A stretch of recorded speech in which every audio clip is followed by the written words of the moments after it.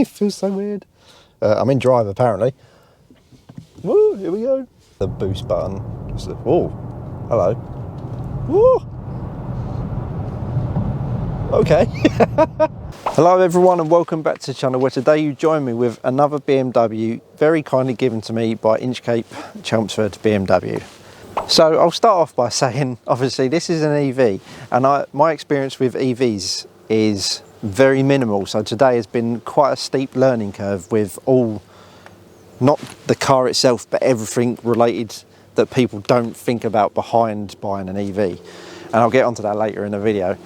I'm starting with the brand new 5 Series, the i5 eDrive40 M Sport.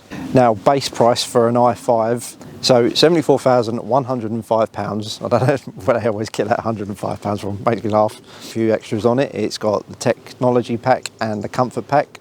It's also got the M Sport carbon pack as well, so it's got the carbon fibre mirrors and the carbon fibre lip across the back on the boot lid, which is a nice little touch. And the colour is Sophisto Grey, and that is a £900 option. There's quite a few colours to choose from. Metallic paints they're all £900. The only standard colour you get is Alpine White. That is the only free option. If you want to be a bit ballsy, you can also go for 2 of the frozen colours, and they're priced at just over £3,000 as well. Now, I do quite like the styling with the new 5 Series, and if we just unlock it so the DRLs come on, you've got obviously the nice daytime run lights, and then you've got this nice little light bar that runs around the grille. It's thin, it's nice and it's not too in your face, but it's just a nice little sign to just say, yeah, I'm electric. Now, another thing, it seems like BMW is sort of putting their aggressive M look into their cars now as well. So, as we noticed on the M3 and the M4, followed by the new M2, and now the i5 as well, or the 5 Series, we seem to have this really aggressive front end with this channel that sort of runs up the middle of the bonnet, and it's just like little touches like that just make it stand out a bit more. I think if you was just a smooth bonnet, it'd just look a bit more boring. But no, little touches like that I like. One of the biggest changes you can make on a car to make it look different is change the wheels, especially the wheel size. Now, it comes standard with 19-inch wheels. I feel like that might be quite a big old tyre wall, and it might look a bit silly for the size of the car. I don't know, it might look alright, I haven't seen one. But these are 20 inches and they're a nice fit. You can go for the baller size of 21 inches, but I feel like that might be a little bit too low profile for our roads over in the UK with all the potholes everywhere. Now, if we jump in the car, pretty standard sort of BMW style into it. We've got the eDrive8, the later eDrive8 now, with the curved screen all the way around. A bit more touch controls on this one. So if we close the door and have a look here, you've got a lock and unlock for the doors. Your light controls are down here. They're all touch now as well. They're not so much buttons. Touch controls in the centre. You can upgrade this dial, the selector and the volume controls to a crafted clarity control, which is really nice. It's like a crystal look to it, and it just gives you that sense of a bit more luxury, and that's what this car is all about, really. It's a baby i7 and you want luxury. It's a bit expensive just for a couple of buttons. It's £600, but if you bury that in with the monthly payments, you're not really going to notice it. So I'd have that, yeah, I just would. The centre console is bigger now as well. It has a phone charger, wireless phone charger. Now, on most cars, M cars and that, I can't fit my S20 Ultra into the charger without taking it out of the case. Whereas this, it sits nicely in there, it charges, and there's still enough room to put another phone next to it to charge as well. So that is a win. The driver's modes, I love the mood lighting, the BMW iconic lighting that runs around the car. Obviously changes colour with every mode that you go in, and it obviously suits the mode that you're going into. So if you go into efficient mode, it's a nice light blue, nice calm and relaxing that runs around the car. If you then go into sport mode, it obviously changes to red for like aggression. But my favourite one is probably the expressive mode, and I like the way it pulsates and changes between yellow and blue, and yeah, just slowly pulsates around the car. But I like the styling on this spec, is pretty spot on. Probably what I'd have, to be fair. We've got the aluminium rhomboside trim that runs around the car just below the light strip, and then we've got this smoke white Veganza leather just to break it up. It's nice, it's cushy. And even in the back, even with the seats right back for the taller drivers, there's still enough room in the back for adults to feel like they're not having their leg circulation cut off, which is a win.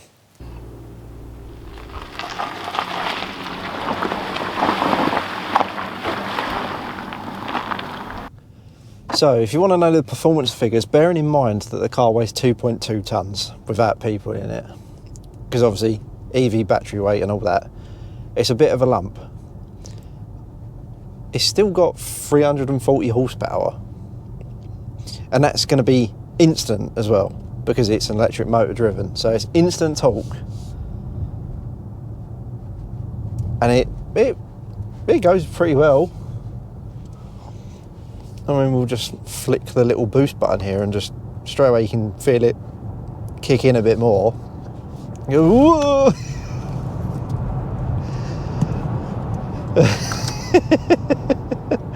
0 to 60 times 6 seconds in this. And for something that weighs 2.2 tonnes, 6 seconds, that's pretty good. So you can still have some fun with it. And it's rear-wheel drive as well, so I ain't saying anything, but you know what I'm saying.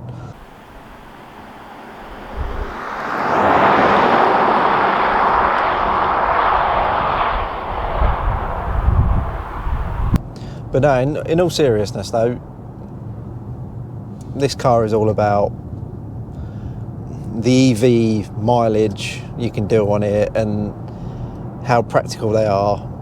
The adaptive system, I've been told, is very good on it, and it feels good. Like the regenerative braking system. It knows where corners are because of obviously the onboard computer, the cameras, the radar, the sat nav that's built into it. It can tell when you're approaching a slight bend in the road or a tighter bend, and it adjusts the adaptive regen to take that on board. So if we go down this road here, it's national speed limit, so 60 miles an hour. Just around this little bend here, there's a 90-degree right. Look, feet are off. The adaptive braking is slowly kicking in, and now the tight bend is coming in. It's coming in more. I don't even need to touch the brakes for this. It's that good. And obviously all that regenerative braking is putting charge back in your battery. Again, look, tight left-hand bend. I'm not touching. It's doing it. Look, and then it knows we're out, and it just eases off, and then it's just back to coasting, because it knows that you should now be accelerating. Obviously, you shouldn't rely on the system to do all the braking for you. You should still be there, but just to prove a point,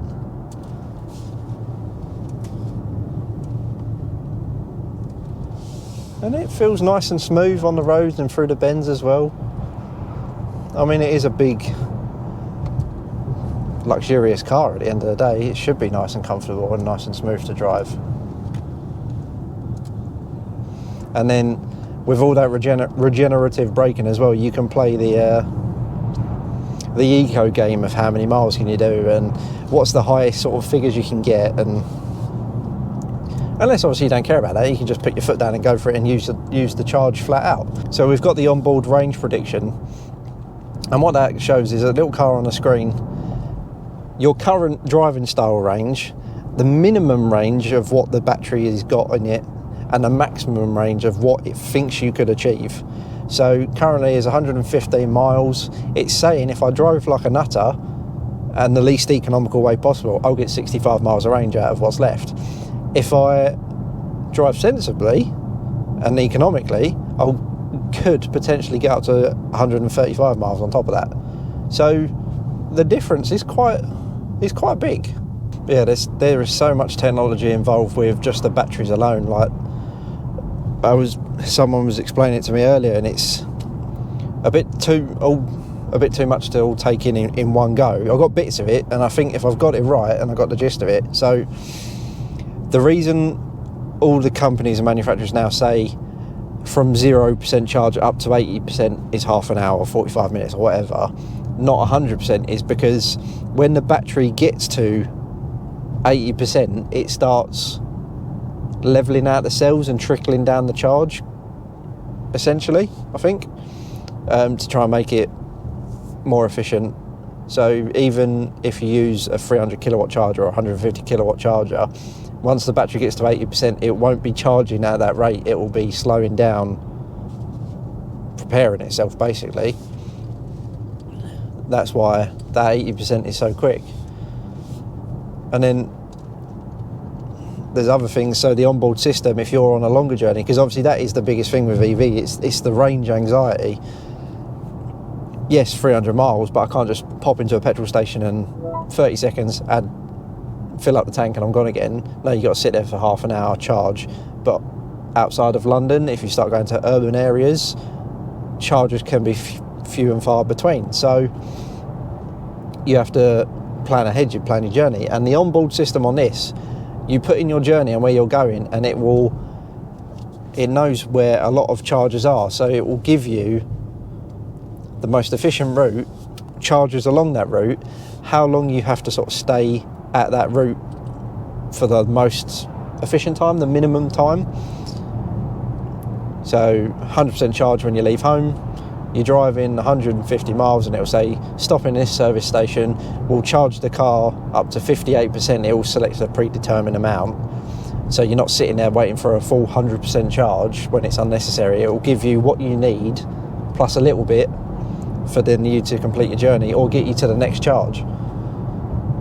So they are trying to make your life as easy as possible, because all this like fear of waiting around for your battery to be charged and stuff like that. It's clever.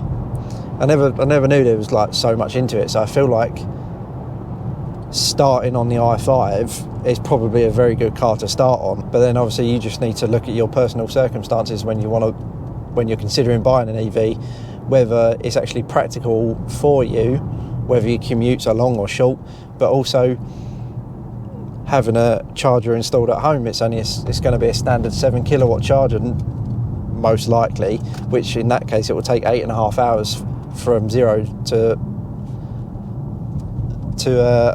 100% for a full charge. So naturally you sort of need to get into that habit of every time you get home from shopping or work or a little trip out, that you need to park the car on the drive, stick it on charge, just to keep it trickling in. Don't be silly and let it drain all the way down to 0, then stick it on charge, because a 7 kilowatt charger at home, it might take an hour, 2 hours just to get 50 odd miles of range. It's 7 kilowatts per hour.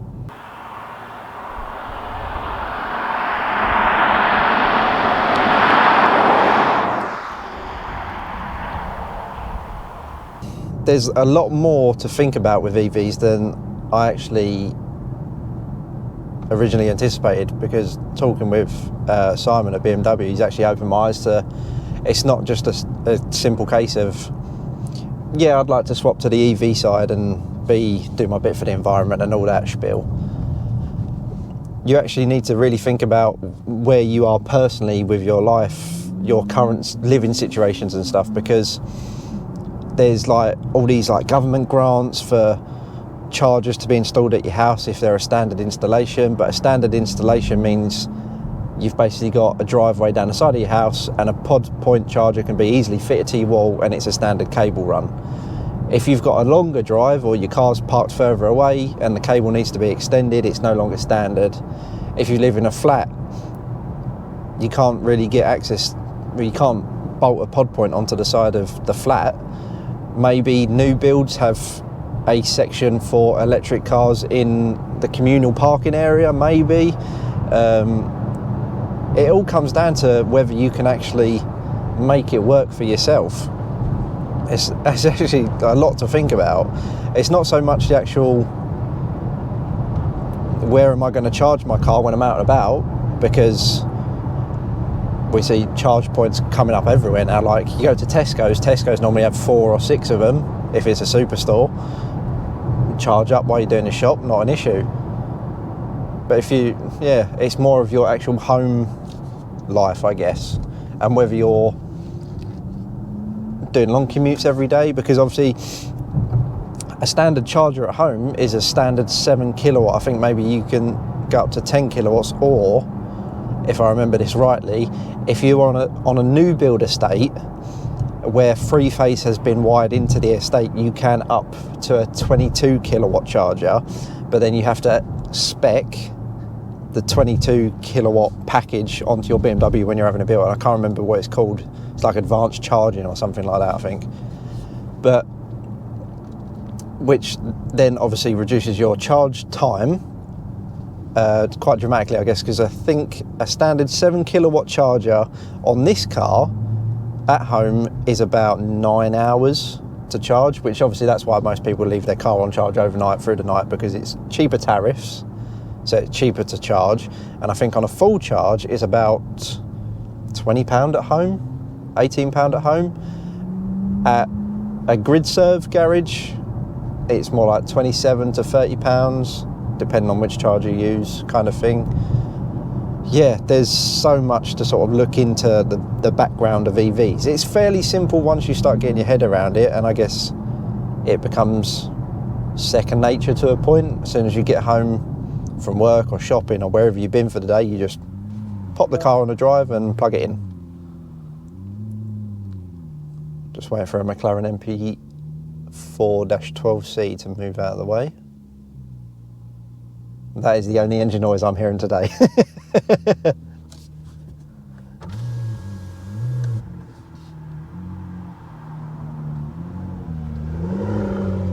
Nice. And I will just go off quietly.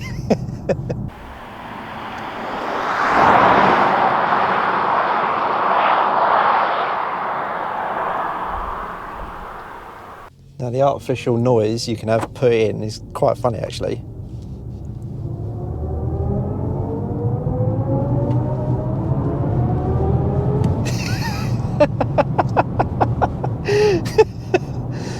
Oh.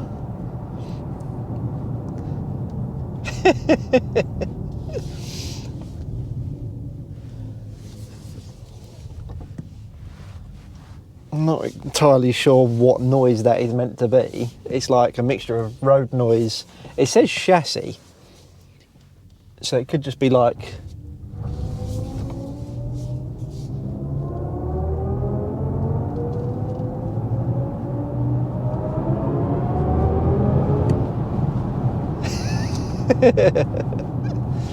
it's like, yeah, a mixture of road noise, like a whirring noise from like drivetrain and stuff.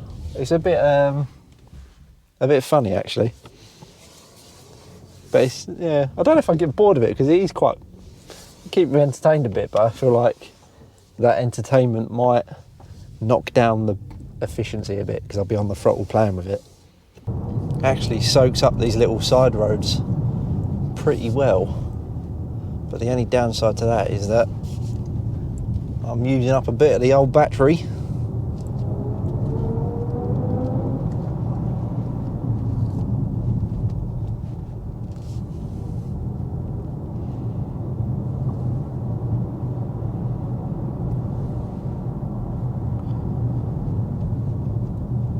It's actually a lovely car to drive, this. Seats are comfortable.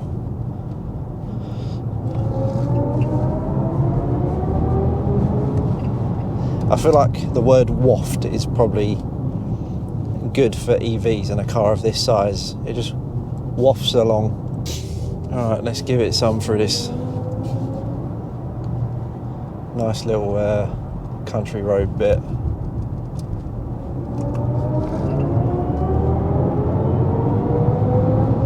It's very smooth. Obviously it's an electric motor, so it's the same power all the time. You get that initial kickback, but after that it settles down nicely and it gets on with the job. And it's holding very well. I'm going to slow down for this crest because I don't fancy 2.2 tons going over that quickly.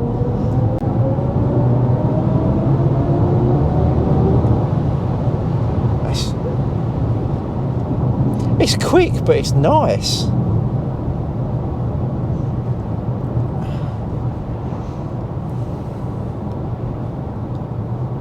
it's so nice on how it delivers it.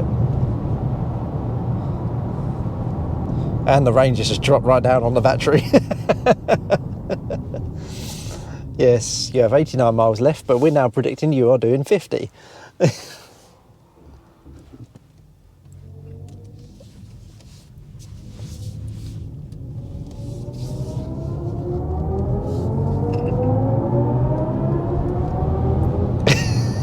That noise gets to a certain point and you think, that's going to change gear now. And it just keeps going. Now, unfortunately, now we're getting into winter time and it's getting dark by 3:30. That is pretty much the end of my day already. The sun is shining, but it's still quite cold out, and that sun is going to drop quick in the next half an hour.